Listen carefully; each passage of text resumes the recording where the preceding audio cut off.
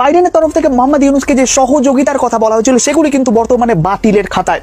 বর্তমানে আপনাদের জানিয়ে দিই যে 78টি ক্ষমতা হাতে নিয়ে 78টি আদেশ এবং কিছু চুক্তির উপর স্থগিতাদেশ দিল, সেগুলিকে বাতিল করে দিল, ছুড়ে ফেলে দিল ডোনাল্ড ট্রাম্প। এবং অনেকে মনে করছেন যে এই ইতিমধ্যে ওয়েস্টার্ন কান্ট্রিতে যেই পরিকল্পনা গ্রহণ করা হয়েছে যুদ্ধ পরিহার নীতি, এই যুদ্ধ এড়ানো নীতিতে হাঁটার একটা প্রথম পলিসি হচ্ছে মেক আমেরিকা গ্রেট অ্যাগেইন পলিসিকে বাহবা দেওয়া বা এগিয়ে নিয়ে যাওয়া। এই যে make America great again policy Trump গ্রহণ করেছে, এটাকে এগিয়ে নিয়ে যেতে হলে পুরো বিশ্বের ইউনূস আউট হতে যাচ্ছেন এবং একজন সাবেক মন্ত্রীর ছেলেকে কনফিডেন্সিয়াল রিজনে, সে নামটা বললাম না, তাকে প্রধান উপদেষ্টা করে নির্বাচনের জন্য নতুন উপদেষ্টা পরিষদ গঠন করা হচ্ছে। বাংলাদেশের রাজনীতিতে বিশেষ করে আমাদের বন্ধুপ্রতিম সংগঠন বিএনপিকে এবং বিএনপির উদীয়মান নেতৃত্বকে আমি চ্যালেঞ্জ করতে যাই এবং কিছু প্রশ্ন ছুড়ে দিতে চাই। প্রশ্নটা হচ্ছে বিশেষ করে যারা এবার কি তাহলে হঠাৎ করে আওয়ামী লীগের অ্যাকশনে কি ডক্টর ইউনূস পদত্যাগ করবেন? আসসালামু আলাইকুম। আওয়ামী লীগ সরকার শেখ হাসিনা পালিয়ে যাওয়ার পর বর্তমানে ক্ষমতা আছেন অন্তর্বর্তী সরকারের প্রধান উপদেষ্টা নোবেলজয়ী ডক্টর মোহাম্মদ ইউনূস। আর এই নোবেলজয়ী ডক্টর মোহাম্মদ ইউনূস ক্ষমতা থাকাকালীন আজকে সারা বাংলাদেশে চাঞ্চল্যের ঘটনা ঘটেছে। তার মধ্যে থেকে আমি আপনাদেরকে এমন কিছু বাছাই করা ভিডিও ফুটেজ দেখাবো যা দেখলে আপনারা সত্যি রীতিমতো অবাক হয়ে যাবেন। তাই বলছি সম্পূর্ণ ভিডিও যদি আমার সাথে থাকবেন তাহলে সবকিছু বুঝতে পারেন ইনশাআল্লাহ।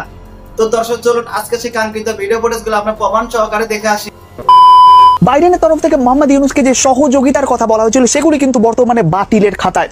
বর্তমানে আপনাদের জানিয়ে দিই যে 78টি ক্ষমতা হাতে নিয়ে 78টি আদেশ এবং কিছু চুক্তির উপর স্থগিতাদেশ দিল, সেগুলিকে বাতিল করে দিল, ছুড়ে ফেলে দিল ডোনাল্ড ট্রাম্প। এবং অনেকে মনে করছেন যে এর মধ্যে কিন্তু মোহাম্মদ ইউনূসকে দেওয়া সহযোগিতার বিষয়টিও ছিল।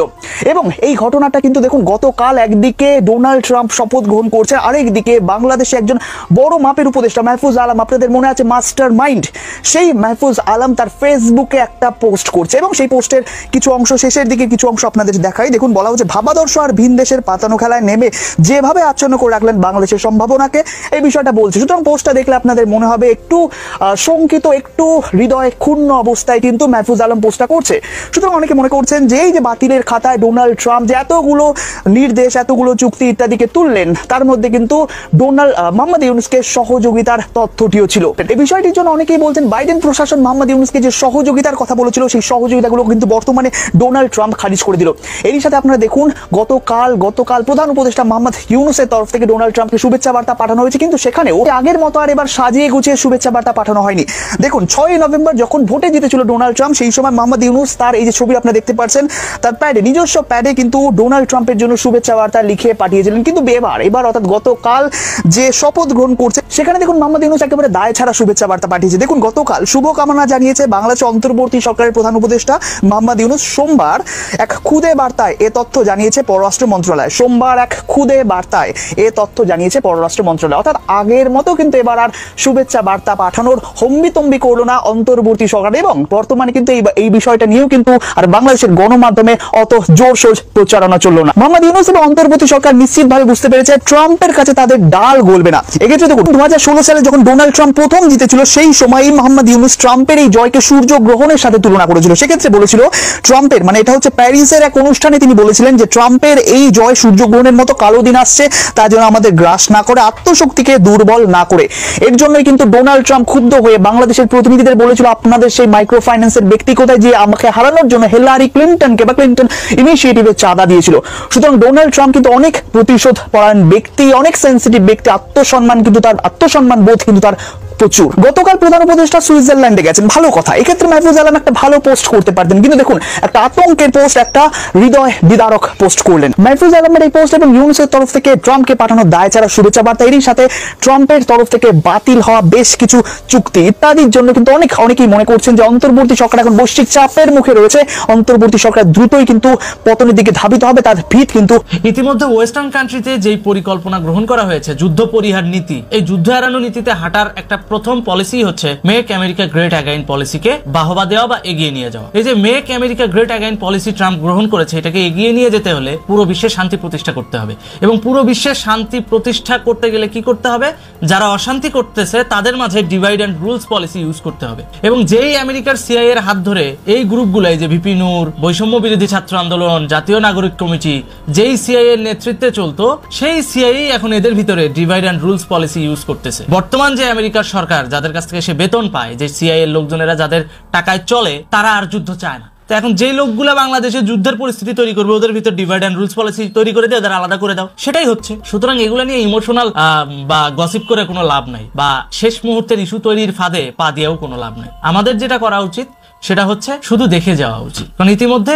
পশ্চিমা গোষ্ঠী কিন্তু শেখ হাসিনার পক্ষে কাজ করা শুরু করে দিয়েছে, এবং সেটা খুব হারে হারে টের পাচ্ছে ওয়াকারুজ্জামান, বাংলাদেশের সেনাবাহিনীর প্রধান। জাতিসংঘ থেকে একটা লেটার তো পাইছে, ফাটতেছে তা, কিন্তু বলতে পারবে না, কারণ এখন সিচুয়েশনটা এমন মাইনকাচিপা, শেখ হাসিনার সাথে দুইটা দেশের সেনাপ্রধান রয়েছে, ভারতের সেনাপ্রধান আরেকটা আমেরিকার সেনাপ্রধান, আর আমেরিকান গোয়েন্দা সংস্থা সিআইএ তো কাজ করতেছেই। তো সব মিলিয়ে বুঝতেই পারছেন কি হতে যাচ্ছে আর ফিউচারে কি হবে। জাস্ট দেখে যান, 40টা দিনই তো দেখে যান।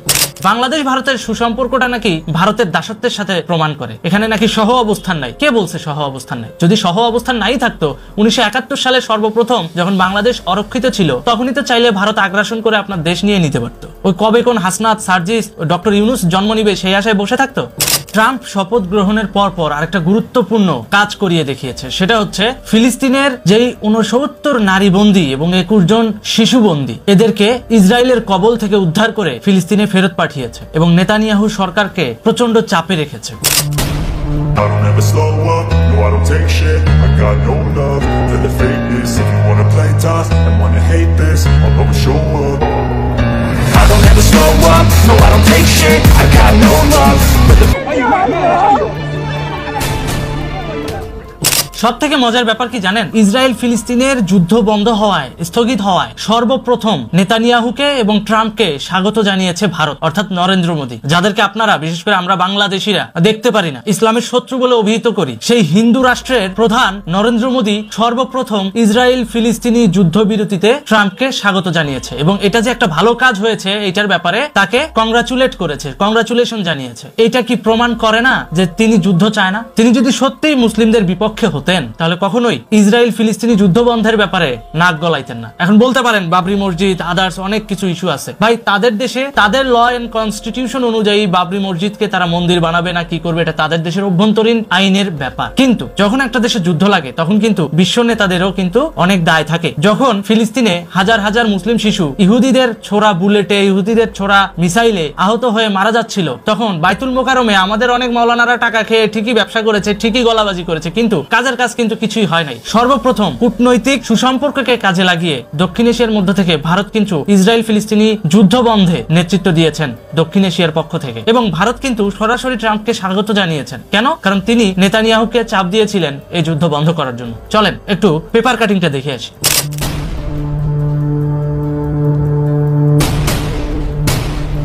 ভারতের প্রধানমন্ত্রী নরেন্দ্র মোদী সর্বপ্রথম ইসরায়েল ফিলিস্তিনি যুদ্ধ বন্ধকে স্বাগত জানিয়েছে, এবং এটা যে একটা ভালো উদ্যোগ সেটা তিনি তার রাষ্ট্রীয় বিবৃতিতে উল্লেখ করেছেন। কারণ তিনি বুঝতে পেরেছেন ইহুদিদের ছোড়া মিসাইলে সব থেকে বেশি যারা আহত হচ্ছে তারা আমাদেরই মুসলিম ভাই বোন। দক্ষিণ এশিয়ার পক্ষ থেকে বাংলাদেশের প্রধানমন্ত্রী যেমন ইসরায়েল ফিলিস্তিনের যুদ্ধ বন্ধে কাজ করেছেন, একই সাথে একটা ভিন্ন ধর্মাবলম্বী দেশের প্রধান হিসেবে নরেন্দ্র মোদীও কিন্তু আন্তর্জাতিক রাজনীতিতে ফিলিস্তিনের পক্ষে ছিলেন। এই বিবৃতি তার প্রমাণ। সুতরাং কথায় কথায় ভারতকে ইসলাম বিদ্বেষী বলে শুধু শুধু বাংলাদেশ এবং ভারতের মধ্যে থাকার যে সুসম্পর্কটা, এটাতে তো করেন না, এটাতে তো করা উচিত হবে না। মুসলিম বলেন কিংবা অন্য জাতিগোষ্ঠীর কথা বলেন, ইনোসেন্ট লোক যেখানে ভিকটিম হবে, এই সমস্ত যে কোনো কর্মকাণ্ডই হোক না কেন, ভারত কখনো এটাতে সমর্থন করেনি, ভবিষ্যতেও করবে না। এটা হচ্ছে ওদের রাজনৈতিক প্রজ্ঞার একটা অংশ। সেই জায়গাটাকে পুঁজি করে আপনারা বাংলাদেশে ছড়াচ্ছেন কি, যে বাংলাদেশ ভারতের সুসম্পর্কটা নাকি ভারতের দাসত্বের সাথে প্রমাণ করে, এখানে নাকি সহ অবস্থান নাই। কে বলছে সহ অবস্থান নাই? যদি সহ অবস্থান নাই থাকতো, 1971 সালে সর্বপ্রথম যখন বাংলাদেশ অরক্ষিত ছিল, তখনই তো চাইলে ভারত আগ্রাসন করে আপনার দেশ নিয়ে নিতে পারতো। ওই কবে কোন হাসনাত, সার্জিস, ডক্টর ইউনুস জন্ম নিবে সেই আশায় বসে থাকতো, বা ইন্দিরা গান্ধী সেই আশায় অপেক্ষা করতো না। তারা ওই যে সহমর্মিতা, একটা রাষ্ট্র হিসেবে বাংলাদেশকে স্বীকৃতি দেওয়া এবং বহির্বিশ্ব থেকে স্বীকৃতি আদায় করে দেওয়ার কাজটা ভারত কিন্তু করেছে। এইটাকে অস্বীকার যারা করে তারা মুক্তিযুদ্ধের বিরোধী শক্তি। তারা এখন ভোল পাল্টায়া, লেবাস লাগায়া ইন্ডিয়া এবং বাংলাদেশের সুসম্পর্কটাকে নষ্ট করতে চায়। নেতানিয়াহুকে যদি এত চাপে রাখতে পারে, ডক্টর ইউনূসের অবস্থা একবার চিন্তা করেন, ওরে কি চাপে রাখবে। সুতরাং ডক্টর ইউনূস যদি এখনো সেফ এক্সিট চায়, তার উচিত বাংলাদেশের যে সংখ্যালঘু লিডার চিন্ময় প্রভু, তাকে ইমিডিয়েট মুক্ত করে দেওয়া এবং একই সাথে হিন্দুদের সাথে ডক্টর ইউনূসের যে তিক্ত সম্পর্ক, যেটা সেনাবাহিনীকে ব্যবহার করে তিনি তৈরি করেছেন, সেটা মিটিয়ে ফেলা জরুরি। এবং এটা মিটিয়ে ফেলতে হলে ডক্টর ইউনূসের অবশ্যই উচিত সংখ্যালঘু হিন্দু সম্প্রদায়ের কমিউনিটির সাথে বসে এই জিনিসটা সামাজিকভাবে সমাধান করা। আদারওয়াইজ ডক্টর ইউনূস কিন্তু সংখ্যালঘু নির্যাতনের দায়ে জেলে যাবেন এবং তাকে বিচার বিভাগ ফেস করতে হবে। কারণ চট্টগ্রামে যেভাবে চিন্ময় প্রভু এবং সংখ্যালঘু হিন্দুদের উপর তিনি অত্যাচার করেছেন, তাতে তিনি ছাড় পাওয়ার যোগ্য নয়। অতি দ্রুত চিন্ময় প্রভুর মুক্তি দেওয়া এখন সময়ের দাবি। কারণ সংখ্যালঘু সম্প্রদায়ের এই নেতাকে শুধুমাত্র পতাকা অবমাননা কর একটা মিথ্যা মামলা দিয়ে জেলে ঢুকিয়ে রাখা হয়েছে। পতাকা অবমাননা কে করে না? যখন জুলাই বিপ্লবে পতাকা পায়ের নিচে দিয়ে নামাজ পড়েন তখন পতাকা অবমাননা হয় না। যখন বাংলাদেশের পতাকার উপরে ফিলিস্তিনের পতাকা লাগান তখন পতাকা অবমাননা হয় না। আর যখন বাংলাদেশি সংখ্যালঘু নাগরিক বাংলাদেশের পতাকা নিয়ে তাদের কমিউনিটির সাথে যোগাযোগ করে এবং তাদের কমিউনিটিকে নিয়েই সে তার সামাজিক কর্মকাণ্ড পরিচালনা করে, সে তার গণতান্ত্রিক অধিকার ফলায়, তখন হয়ে যায় পতাকা অবমাননা, তাই না? সুতরাং এই ধরনের মিথ্যা মামলা দিয়ে চিন্ময় প্রভুকে যে অ্যারেস্ট করেছে, এটা সম্পূর্ণ পাকিস্তানপন্থী এবং আইএসআই এর একটা চাল। এই যে আইএসআই এর এই কূটচাল, সেই কূটচাল ডক্টর ইউনূস সমর্থন দিয়ে ভুল করেছেন। এবং ডক্টর ইউনূস যদি এখনো সংখ্যালঘু হিন্দুদের সাথে সম্পর্ক ঠিক না করে, তাহলে ভবিষ্যতে এই সংখ্যালঘু নির্যাতনের দায়ে বর্তমান সেনা প্রধান এবং ডক্টর ইউনূস দুজনই বিচারের মুখোমুখি হবেন। শুধু তাই নয়, ওই দিন চট্টগ্রামে সেনাবাহিনীর কোন ব্যাটালিয়ন সংখ্যালঘু হিন্দু সম্প্রদায়ের উপর হামলা চালিয়েছে, তাদেরকেও কিন্তু বিচারের আওতায় নিয়ে আসতে হবে এবং ভবিষ্যতে তারাও কিন্তু বিচারের মুখোমুখি হতে হবে। কেন হতে হবে? কারণ সংখ্যালঘু হিন্দু সম্প্রদায়ের উপর সেনা নির্যাতন বাংলাদেশের গণতান্ত্রিক ধারার পরিপন্থী। এটা বাংলাদেশের সম্মানের সাথে যায় না, এটা বাংলাদেশের জন্য সম্মানহানিকর একটা বিষয়। সুতরাং ইসরায়েল প্রেসিডেন্ট নেতানিয়াহুর বন্ধু ডক্টর ইউনূস সেও চাপে আছে। সে চাপের একটা সামান্য অংশ হচ্ছে, ইতিমধ্যে আপনারা হয়তো নিউজে পেয়েছেন, সেটা হচ্ছে রাজনৈতিক হয়রানিমূলক সকল মামলা প্রত্যাহার করতে যাচ্ছে সরকার। আসিফ নজরুলের নিয়ন্ত্রণাধীন যেই মন্ত্রণালয়, আইন এবং বিচার বিষয়ক যে মন্ত্রণালয় রয়েছে, সেই মন্ত্রণালয়ের পক্ষ থেকে ইতিমধ্যে এইটার ঘোষণা দেওয়া হয়েছে। তবে এখানে শেষ পর্যায়ে এই বাটপার দুইটা প্যাচ খাটাইছে। প্যাচটা হচ্ছে কি, সবার আগে 5ই আগস্টের আগে হওয়া যে রাজনৈতিক মামলাগুলো সেগুলো ওরা প্রত্যাহার করবে। তারপর আওয়ামী লীগ সরকারের নেতাকর্মীদের উপর যে মামলাগুলো হয়েছে, যেমন 5ই আগস্টের পরে, সেই মামলাগুলো প্রত্যাহারের উদ্যোগ নেবে। মানে কথা হচ্ছে ফার্স্ট প্রায়োরিটি এখানেও আওয়ামী লীগের নেই, কারণ শেষ পর্যায়ে যাওয়ার আগে জেদ আছে না, সে জেদটা ফলায় হয়ে যাচ্ছে। যাই হোক, সেটা আমাদের কোনো বিষয় না। বিষয় হচ্ছে ধীরে ধীরে বাংলাদেশের সরকার সোজা হওয়া শুরু হয়েছে। ভালো হয়ে গেছে এটা বলতেছি না, সোজা হওয়া শুরু করছে, মানে ছাঁচে পড়ছে, চিপায় পড়ছে। এখন আস্তে আস্তে সংবিধান অনুযায়ী তাদেরকে দেশ পরিচালনা করতে হবে। যদি সংবিধান অনুযায়ী তারা দেশ পরিচালনা না করে, তাহলে জাতিসংঘ এবং আমেরিকার চাপে আউলায়া যাবে। এই যে জাতিসংঘ এবং আমেরিকার চাপে যেভাবে আউলায়া গেছে খোদ ইসরায়েলের মতো জুলুমকারী সরকার, সেখানে এই ডক্টর ইউনূস ডাইল ভাত মাত্র। জাস্ট একটু সময়ের অপেক্ষা, বেশি দিন নাই, বিজয় আমাদের সন্নিকটে। শুধু একটা কথা বলতে চাই, আমার ওই ফুটেজগুলো দেখে মনটা ভালো হয়ে গেছে, যে ফুটেজগুলো দেখার জন্য আমি দীর্ঘদিন ধরে আকাঙ্ক্ষিত ছিলাম। সেটা হচ্ছে নির্যাতিত ফিলিস্তিনি নারীরা এবং নির্যাতিত ফিলিস্তিনি শিশুরা যাদেরকে গ্রেফতার করা হয়েছিল, তাদেরকে ছেড়ে দেওয়া হয়েছে এবং প্রিজন ভ্যানে করে তাদেরকে হস্তান্তর করে দেওয়া হচ্ছে ফিলিস্তিন কর্তৃপক্ষের কাছে। চলেন ফুটেজ দেখে আসি।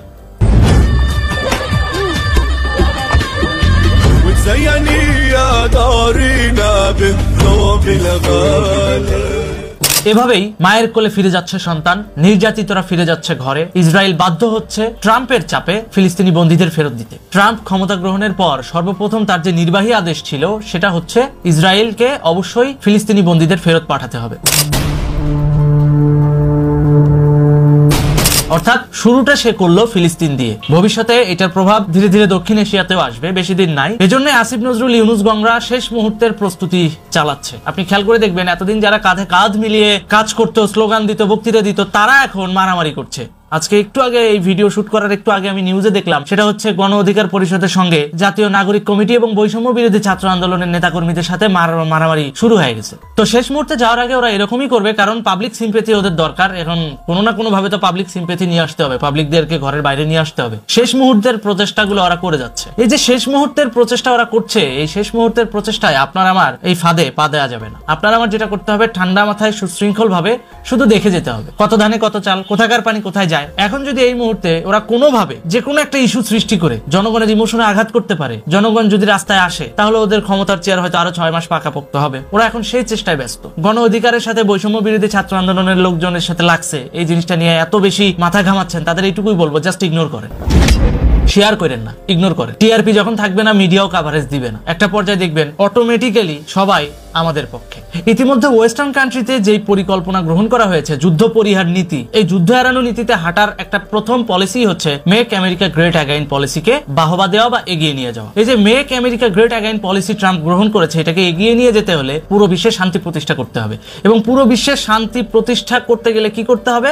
যারা অশান্তি করতেছে তাদের মাঝে divide and rules policy use করতে হবে। এবং যেই আমেরিকার সিআইএ এর হাত ধরে এই গ্রুপগুলো, এই যে ভিপি নূর, বৈষম্য বিরোধী ছাত্র আন্দোলন, জাতীয় নাগরিক কমিটি, যেই সিআইএ এর নেতৃত্বে চলতো, সেই সিআইএ এখন এদের ভিতরে divide and rules policy use করতেছে। বর্তমান যে আমেরিকার সরকার, যাদের কাছ থেকে সে বেতন পায়, যে সিআইএ এর লোকজনেরা যাদের টাকায় চলে, তারা আর যুদ্ধ চায় না। তো এখন যেই লোকগুলা বাংলাদেশে যুদ্ধের পরিস্থিতি তৈরি করবে, ওদের ভিতর ডিভাইড অ্যান্ড রুলস পলিসি তৈরি করে দিয়ে ওদের আলাদা করে দাও, সেটাই হচ্ছে। সুতরাং এগুলো নিয়ে ইমোশনাল বা গসিপ করে কোনো লাভ নাই, বা শেষ মুহূর্তের ইস্যু তৈরির ফাঁদে পা দিয়েও কোনো লাভ নাই। আমাদের যেটা করা উচিত সেটা হচ্ছে শুধু দেখে যাওয়া উচিত। কারণ ইতিমধ্যে পশ্চিমা গোষ্ঠী কিন্তু শেখ হাসিনার পক্ষে কাজ করা শুরু করে দিয়েছে, এবং সেটা খুব হারে হারে টের পাচ্ছে ওয়াকারুজ্জামান, বাংলাদেশের সেনাবাহিনীর প্রধান। জাতিসংঘ থেকে একটা লেটার তো পাইছে, ফাটতেছে তা, কিন্তু বলতে পারবে না, কারণ এখন সিচুয়েশনটা এমন। সম্মানিত দর্শক, আশা করছি আপনারা সম্পূর্ণ ভিডিও ফুটেজটা মনোযোগ সহকারে দেখেছেন। অন্তর্বর্তী সরকারের প্রধান উপদেষ্টা নোবেল জয়ী ডক্টর মোহাম্মদ ইউনূস ক্ষমতা থাকাকালীন আজকে সারা বাংলাদেশে যেসব চাঞ্চল্যের ঘটনা ঘটেছে, তার মধ্যে কি হয়েছে তাও বুঝতে পেরেছেন। এই বিষয়ে আপনাদের একটি গুরুত্বপূর্ণ মতামত অবশ্যই কমেন্ট করবেন। চলুন আমরা এই বিষয়ে আরো একটি ভিডিও ফুটেজ প্রমাণ সহকারে দেখে আসি। খবর এবং গরম খবর হচ্ছে যে, আপডেট হচ্ছে যে ইউনূস আউট হতে যাচ্ছেন এবং একজন সাবেক মন্ত্রীর ছেলেকে কনফিডেন্সিয়াল রিজনে, সে নামটা বললাম না, তাকে প্রধান উপদেষ্টা করে নির্বাচনের জন্য নতুন উপদেষ্টা পরিষদ গঠন করা হচ্ছে। সো বাংলাদেশের রাজনীতিতে আজকের যে ঘটনাটি, যে সেটি হচ্ছে যে আসলে রাজনীতিতে স্পেসিফিক প্রেডিকশন করাটা বা রাজনীতির স্পেসিফিক কথা বলাটা ডিফিকাল্ট হয় এই কারণে যে রাজনৈতিক অবস্থার পরিবর্তন হয়, সময়ে সময়ে ক্ষণে ক্ষণে পরিবর্তন হয়। এর মধ্যে যে কতগুলো পূর্বের সিচুয়েশন ছিল, বহাল ছিল, তার মধ্যে নতুন একটি মাত্রা যোগ হয়েছে। যে পূর্বের বিষয়গুলো ছিল যে শেখ হাসিনা বাংলাদেশে পুনর্বহাল হতে পারে, আওয়ামী লীগ সরকার পুনর্বহাল হতে পারে। এটা একটা খুব জোরালো একটা অপশন। তারপরে যদি এই অপশন কাজ না করে, তারপরে নির্বাচন হতে পারে, অথবা ইউনূস হটা আন্দোলন হতে পারে। এই অপশনগুলো ছিল। তার মধ্যে নতুন একটি মাত্রা যোগ হয়েছে গতকালকে থেকে, যে আলোচনা হচ্ছে ক্যান্টনমেন্টে, যে সেনাবাহিনী বেসিক্যালি চাচ্ছে যে নির্বাচন দিয়ে বের হয়ে যেতে, তারা সেই দায়টা নিতে চাচ্ছে না। সেই জন্য তারা ইউনূস যেহেতু নতুন এই পদ্ধতিটা মানছেন না, ইউনূস যেহেতু এই ক্ষমতায় থাকতে চাচ্ছেন, তার ক্ষমতা দীর্ঘায়িত করতে চাচ্ছেন, নতুন রাজনৈতিক দল করে তাদের সাথে থাকতে চাচ্ছেন, তার ক্ষমতাকে দীর্ঘায়িত করতে চাচ্ছেন, সেই জন্য সেনাবাহিনী এই দায়টা নিতে চাচ্ছে না। কারণ সেনাবাহিনী দিন শেষে মনে করে যে আওয়ামী লীগের বিরুদ্ধে গিয়ে বা আওয়ামী লীগ বিএনপি এই দুইটা রাজনৈতিক দলের বিরুদ্ধে গিয়ে টিকে থাকা সম্ভব নয়। টুডে অর টুমোরো তাদের যে, আপনি যদি প্রেসিডেন্ট দেখেন, যে তাদের পূর্ব যে আগের অতীত ইতিহাস যদি দেখেন, যে সেনাবাহিনীর অতীত ইতিহাস ভালো নয়। যারাই অকাম কুকাম করেছে তাদের সবাইকে কঠিন শাস্তির মুখোমুখি হতে হয়েছে। দেখেন আজকে মইনুদ্দিন ফখরুদ্দিনের অবস্থা দেখেন, বা তাদের পূর্বে যারা ছিল তাদের অবস্থা দেখেন যে কি হয়েছে। তো সেই ইতিহাস থেকে শিক্ষা নিয়ে সেনাবাহিনী চায় না যে রাজনৈতিক দল, বিশেষ করে আওয়ামী লীগ বিএনপির মতো বড় রাজনৈতিক দলগুলোর সাথে তারা দ্বন্দ্বে জড়াতে চায় না, কারণ অবশ্যই তারা পানিশমেন্টের মুখোমুখি হবে। সেই জন্য যেটা করতে চাচ্ছে যে ইউনূস চাচ্ছে ক্ষমতা থাকতে, সেনাবাহিনী চাচ্ছে নির্বাচন দিয়ে দিতে। এই দুই দ্বন্দ্বের মধ্যে গতকাল রাত্রে কিন্তু সেনাবাহিনী ক্যান্টনমেন্টের ভিতরে কিন্তু গুলির শব্দ শোনা গিয়েছে, গুলির আওয়াজ শোনা গিয়েছে। সেনাবাহিনীর ভিতরে প্রচন্ড পরিমাণে 2-3টা গ্রুপ সক্রিয়, তা যে কোনো মুহূর্তে সেই 75-এর মতো বিদ্রোহ পাল্টা বিদ্রোহ, অভ্যুত্থান পাল্টা অভ্যুত্থান, এগুলোর মতো সিচুয়েশন হতে পারে। সেই সিচুয়েশন এড়ানোর জন্য, দেশকে নির্বাচনমুখী করার জন্য সেনাবাহিনী, বিশেষ করে ওয়াকারুজ্জামান চাচ্ছেন যে নির্বাচন দিয়ে উনি বের হয়ে যেতেন। কিন্তু ইউনূস যেহেতু উনি চারিত্রিক বৈশিষ্ট্য হচ্ছে ফ্যাসিস্ট, যেহেতু উনি বাংলাদেশে জঙ্গিবাদকে উত্থান করতে চান, জঙ্গিবাদকে মদত দিতে চান, জঙ্গিবাদী স্টাইলে রাষ্ট্রটা চালাতে চান, সেই জন্য উনি চান যে উনি থাকতে, রাষ্ট্র ক্ষমতা দখল করে রাখতে। কিন্তু সেনাবাহিনী সেটা চাচ্ছে না, যার জন্য সেনাবাহিনীর সাথে ইউনূসের দ্বন্দ্বর আকারটা ডে বাই ডে প্রকট আকার ধারণ করছে। সেই প্রেক্ষাপট থেকে নতুন আপডেট হচ্ছে যে সেনাবাহিনী চাচ্ছে একটি নতুন তত্ত্বাবধায়ক সরকার ঘোষণা করতে, নতুন তত্ত্বাবধায়ক সরকার এনে তাদের অধীনে নির্বাচন দিয়ে তারা বের হয়ে যেতে।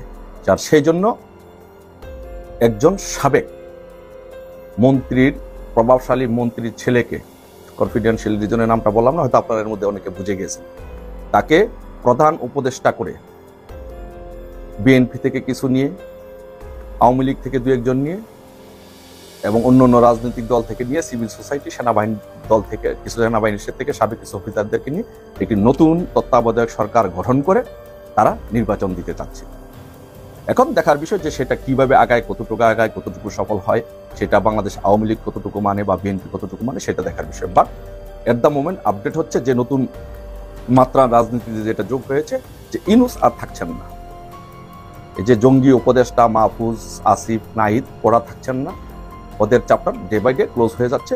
যেই কোনো মুহূর্তে ওরা এমন হতে পারে যে ওরা অ্যারেস্ট হয়ে যেতে পারে। ওরা যদি বাড়াবাড়ি করে, ওরা তো বাড়াবাড়ি করবে, ওরা অ্যারেস্ট হয়ে যেতে পারে, ইউনূস আউট হয়ে যাবে, আর নতুন তত্ত্বাবধায়ক সরকার আসছে। আমরা সেই সময়ের জন্য, সেইটুকুর জন্য আমরা অপেক্ষা করছি। দেখা যাক সেই নতুন তত্ত্বাবধায়ক সরকারে কারা আসছে। আর যদি সেটি ফেল করে, তাহলে অপশন হচ্ছে সেনাবাহিনী ক্ষমতা নিয়ে নিতে পারে, সেটাও আরেকটা অপশন। সো দেখা যাক, এখন আমরা অপেক্ষায় আছি যে বাংলাদেশ ক্যান্টনমেন্টের ভিতরে প্রচন্ড পরিমাণে এগুলো নিয়ে ঝামেলা হচ্ছে, এগুলো কোন দিকে মন নিচ্ছে, এগুলোর জন্য আমরা অপেক্ষা করছি। আপনারা সবাই অপেক্ষা থাকুন, ইনশাল্লাহ বিজয় আমাদের সুনিশ্চিত। যে কোনো ফর্মেটই আসুক, যাই আসুক না কেন, আমাদের মাঠে প্রস্তুতি নিয়ে থাকতে হবে। কেউ আমাদেরকে ক্ষমতা বসিয়ে দিতে পারবে না। বাংলাদেশের জনগণকে আমাদেরকে ক্ষমতা বসাইতে হবে। আমরা জনগণের, বিশেষ করে আমাদের বন্ধুপ্রতিম সংগঠন বিএনপিকে এবং বিএনপির উদীয়মান নেতৃত্বকে আমি চ্যালেঞ্জ করতে যাই এবং কিছু প্রশ্ন ছুড়ে দিতে চাই।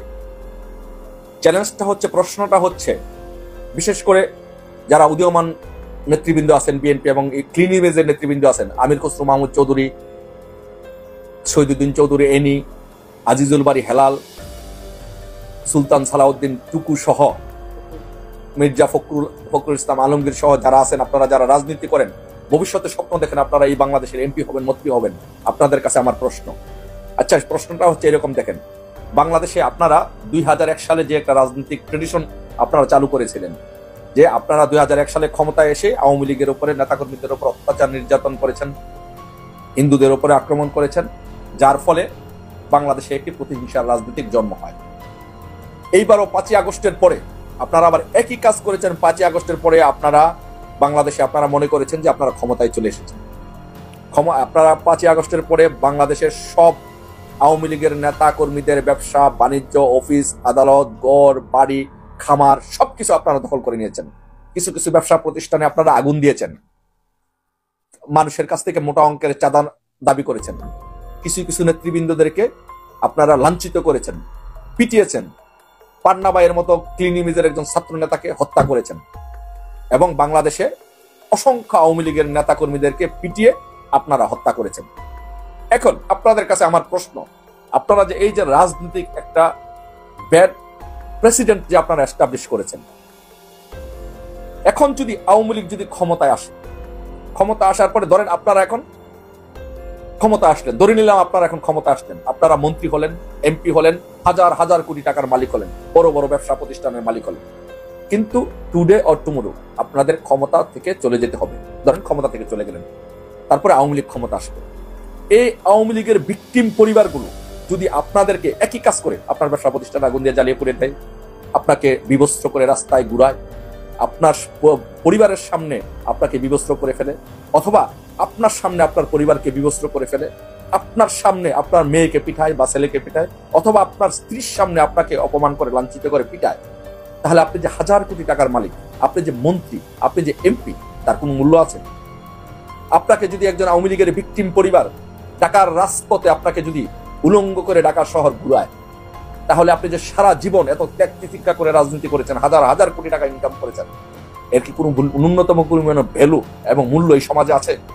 বর্তমান যে ডিজিটাল যুগ, এটা তো আপনার সারা জীবন আপনার রেকর্ড থাকবে, সারা জীবন আপনার পরিবার, আপনার 14 গোষ্ঠী কোনোদিন আপনার জন্য তারা সমাজে মুখ দেখাইতে পারবে না যে আপনাকে বিবস্ত্র করে ঢাকা শহরের রাস্তায় ঘুরানো হয়েছে, আপনার পরিবারকে অপমান করা হয়েছে, আপনার স্ত্রী সন্তানকে অপমান করা হয়েছে।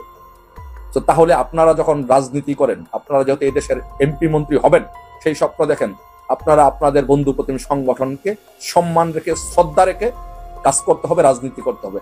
এমন কোনো কাজ করবেন না যার প্রতিদান দিতে গেলে আপনি সেটা নিতে পারবেন না। আপনারা আজকে যা করছেন, আগামীকাল যাদেরকে করছেন সেই ভিকটিম পরিবারগুলো তো আপনাদেরকে সেই কাজ একই কাজ করবে। তার মানে কি বাংলাদেশে কোনো রাজনৈতিক নেতৃবৃন্দের কোনো সম্মান নেই? রাজনৈতিক নেতৃবৃন্দ কি বাংলাদেশে থাকতে পারবে না?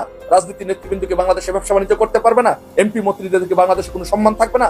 আপনারা এসে আমাদের এমপি মন্ত্রীদেরকে পিটাবেন, তাদের ব্যবসা বাণিজ্য দখল করবেন, আবার আমরা ক্ষমতায় গিয়ে আপনাদেরকে পিটাবো, আপনাদের ব্যবসা বাণিজ্য দখল করবো, আপনাদের ব্যবসা প্রতিষ্ঠানে আগুন দিব, আপনাদের পরিবারকে অপমান করবো, লাঞ্ছিত করবো। তাহলে এটা কি কোনো রাজনীতি হতে পারে? অন্য প্রফেশনের মানুষ, অন্যজন মানুষ তো এই প্রবলেমগুলো ফেস করে না। রাজনীতিবিদ হয়ে কেন আমরা একজন আরেকজনকে এই কাজগুলো করছি এবং এই প্রবলেমগুলো ফেস করছি? কেন আমাদের জীবনের নিরাপত্তা নেই? কেন আমাদের ব্যবসা প্রতিষ্ঠানের নিরাপত্তা নেই? কেন আপনার জীবনের নিরাপত্তা নেই? কেন আপনার ব্যবসা প্রতিষ্ঠানের নিরাপত্তা নেই? আপনার সন্তানের নিরাপত্তা নেই? আপনার সন্তান, আপনি কয়জনকে আপনি বিদেশে পাঠাবেন? আর বিদেশকে তাৎক্ষণিকভাবে আপনার যখন পতন হবে তাৎক্ষণিকভাবে আপনি বিদেশে পালাতে পারবেন? ধরেন আপনি 50% নেতাকর্মী বিদেশে পালালেন, তাকে আটকা পড়লো, আপনাদেরকে জনগণ পিটিয়ে তো মেরে ফেলবে। তাহলে আপনাকে গণপ্রতিনিধি নিহত হওয়ার জন্য রাজনীতি করেছেন? অবশ্যই করেন নাই। তাহলে আসুন এইগুলো না করে আপনারা রাজনীতি করেন, আপনারা এমপি হবেন, মন্ত্রী হবেন, আমরা সাধুবাদ জানাই। আমরা রাজনীতি করি, আমরা এমপি মন্ত্রী হবে, আপনারা সাধুবাদ জানাবেন। আপনারা একবার বিরোধী দলে যাবেন, আমরা সরকারি দলে যাব, আমরা সরকারি দলে যাব, আপনারা বিরোধী দলে যাবেন। এটাই তো রাজনীতি, এটাই তো সম্মানের জায়গায়। আসুন সেই সম্মানের জায়গাটুকু রেখে পারস্পরিক শ্রদ্ধাবোধের জায়গা থেকে আমরা একজনের সম্মান করে রাজনীতি করি। আপনারা মন্ত্রী হন, এমপি হন, ব্যবসা করুন, আপনাদের ছেলে মেয়ে ভালো থাকুক, আমরাও ব্যবসা করবো, এমপি মন্ত্রী হবো, রাজনীতি করবো, আমাদের পরিবার ভালো থাকবে। কেউ কাউকে এইভাবে অপদস্থ করবো না। এটাই হোক আমাদের প্রতিজ্ঞা, এটাই হোক রাজনীতি। আর যদি সেটা করতে ব্যর্থ হন তাহলে আপনাদের পরিণতি যেমন আগে হয়েছে, আপনারা 2001 সালে যেই কাজ করেছেন সেই কাজের জন্য আপনাদেরকে 17 বছর বিরোধী দলে থাকতে হয়েছে। আর আপনারা এইবার যে কাজ করেছেন এর জন্য আগামী 50 বছর হয়তো আপনাদের বিরোধী দলে থাকা লাগবে। তাই এর থেকে আপনারা শিক্ষা নিয়ে, আপনারা এখনো সময় আছে, আপনারা ভালো। তো সম্মানিত দর্শক, তারা সম্পূর্ণ ভিডিও ফুটেজ জুড়ে আমার সাথে ছিলেন, সম্পূর্ণ ভিডিও ফুটেজ জুড়ে আমার সাথে ছিলেন, তাই বলছি সম্পূর্ণ ভিডিও ফুটেজ জুড়ে আমার সাথে ছিলেন। তো সম্মানিত দর্শক, আশা করছি সম্পূর্ণ ভিডিও ফুটেজ জুড়ে মনোযোগ সহকারে আমার সাথে ছিলেন এবং অন্তর্বর্তী সরকারের প্রধান উপদেষ্টা নোবেলজয়ী ডক্টর মোহাম্মদ ইউনূস ক্ষমতা থাকাকালীন আজকে সারা বাংলাদেশে যেসব চাঞ্চল্যের ঘটনা ঘটছে কিছু তাও বুঝতে পেরেছেন। এই বিষয়ে আপনাদের একটি গুরুত্বপূর্ণ মতামত অবশ্যই কমেন্ট করবেন। আজ এ পর্যন্তই, দেখা হচ্ছে অন্য একটি নতুন কোনো আপডেট ভিডিও নিতে। সে পর্যন্ত সবাই ভালো থাকবেন, সুস্থ থাকবেন, আল্লাহ হাফেজ।